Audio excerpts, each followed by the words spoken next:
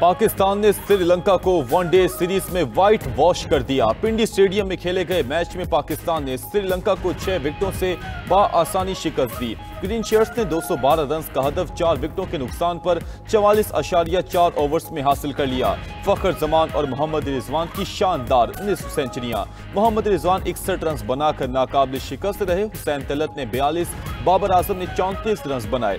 3 विकेटें हासिल करने पर Mohammad Wasim player of the match करार, जबकि Haris Rauf player of the series का अवार्ड ले उड़े।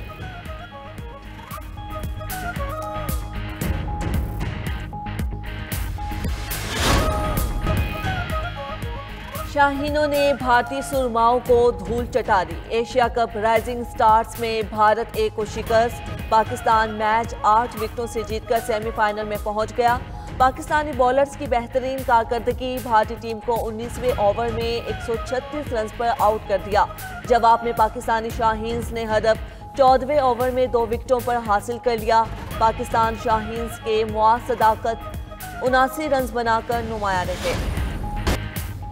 जंग मुसल्लत करने वालों को मय जैसा जवाब मिलेगा। अल्लाह के फजल से पाकिस्तान ने अपने दुश्मन को धूल चटाई। फील्ड मार्शल आसिम मुनीर की ऐवान सदर में शाउटगन के एजाज में जोहराने के मौके पर गैर रस्मी गुफ्तगू।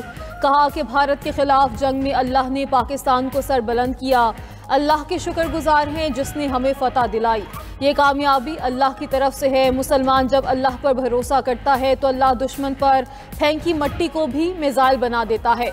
अल्लाह के हुक्म और उसके फरमान के मुताबिक फ़राइज़ की अंजामदही करता हूँ। हमारे सिपाही अल्लाह के नाम पर लड़ते हैं। ये फ़ौज अल्लाह की फ़ौज है।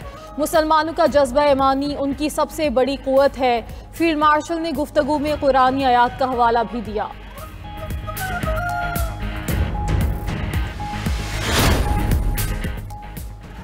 खुदकुश हमलावर ने जुडिशल कॉम्प्लेक्स से पहले फैज़ाबाद नाके को भी निशाना बनाने की कोशिश की। इस्लामाबाद में जुडिशल कॉम्प्लेक्स के बाहर खुदकुश हमलावर के गिरफ्तार सहूलतकार और हैंडलर का दौरान तफ्तीश अहम इंकिशाफ। ज़राए के मुताबिक खुदकुश हमलावर फैज़ाबाद नाके पर हमले के लिए पहुंच चुका था। धमाका करने की कोशिश के दौरान खुदकुश हमलावर बारूदी मवाद की पेन न निकाल सका। मुलजिम धमाका करने में नाकामी के बाद वापस रावलपिंडी चला गया। मुलजिम ने चंद दिन बाद जुडिशल कॉम्प्लेक्स पर खुदकुश हमला किया, जिसमें 13 अफराद शहीद और 30 जख्मी हुए।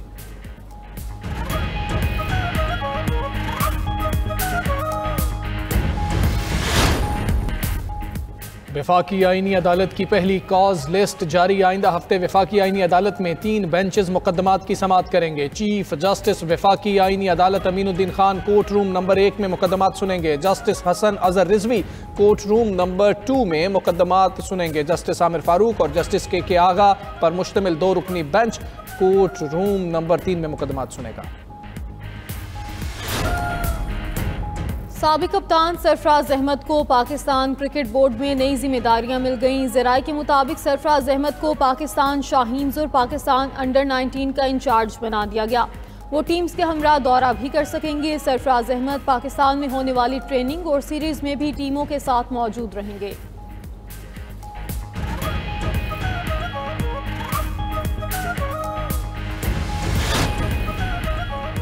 इसराइली फौज की खान यूनिस में बमबारी, 3 फलस्तीनी शहीद हो गए। सेहोनी फौज के हेलीकॉप्टरों की रफाह के शुमाली इलाकों पर भी बमबारी।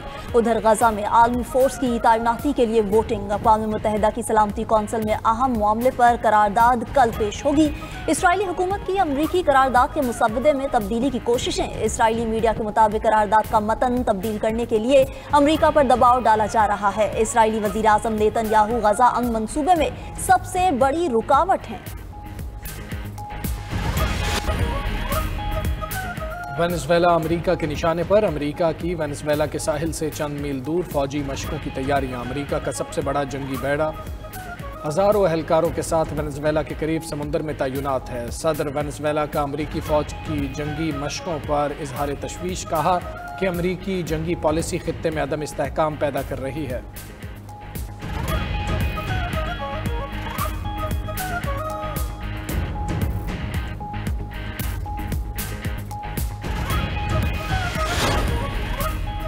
चीन और जापान के दरमियान कशीदगी में इजाफा। चीनी कोस्ट गार्ड्स का जापान के जेर कब्जा जजायर के करीब गश्त। चीन के फौजी ड्रोन्स की भी जापानी हदूद के करीब परवाजें। जापान ने ताइवान मामले पर चीन को जवाबी कार्रवाई की धमकी दी थी।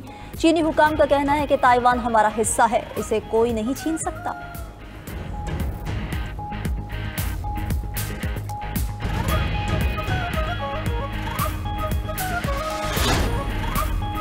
बरतानिया करोड़पति अफराद से खाली होने लगा। आलमी कंसल्टेंसी इदारे की रिपोर्ट के मुताबिक बरतानिया के अमीर अफराद के लिए दुबई पुरकशिश मकान बन चुका है। अमीर अफराद की तरजीह गोल्डन वीज़ा और बेहतर तर्ज जिंदगी देने वाले मुमालिक हैं।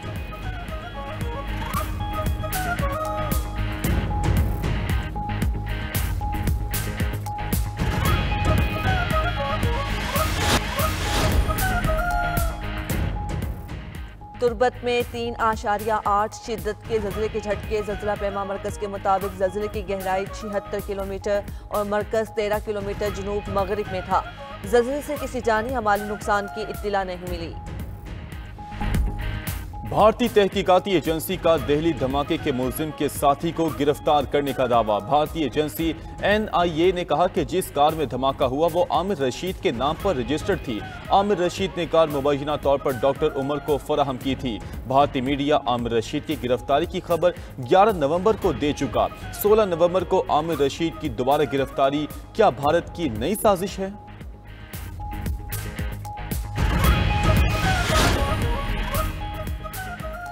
मोदी का मेक इन इंडिया दिफाई ख्वाब बुरी तरह जमीन बोस हो गया। भारतीय फौज वक्त पर असलहा न मिलने की खुलेआम शिकायत करने लगी।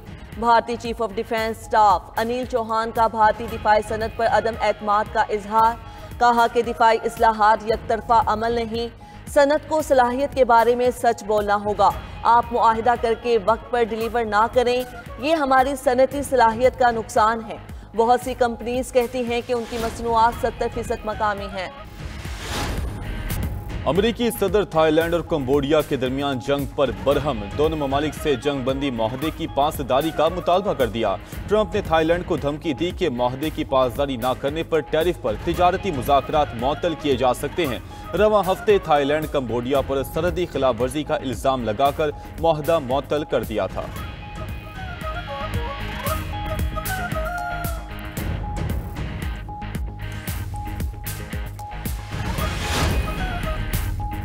जनूब मशरिकी जमहूरिया कोंगो में कान मुनहदिम होने से 32 कारकुन हलाक हो गए। खबर एजेंसी के मुताबिक कोंगो के मकामी इलाके में कान में वाक़े पुल सैलाब की वजह से गिरा।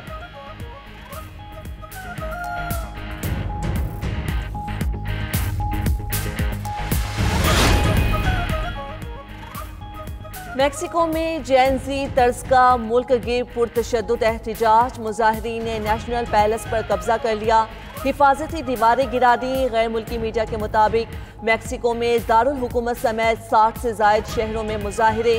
पुलिस ने तसादुम में 100 से जायद अहलकार जख्मी हुए। मुजाहिरीन के मैक्सिको की सदर के खिलाफ नारेबाजी। मैक्सिको में मुजाहिरे खतरनाक कार्टल्स को चैलेंज करने वाले मेयर के कत्ल पर शुरू हुए।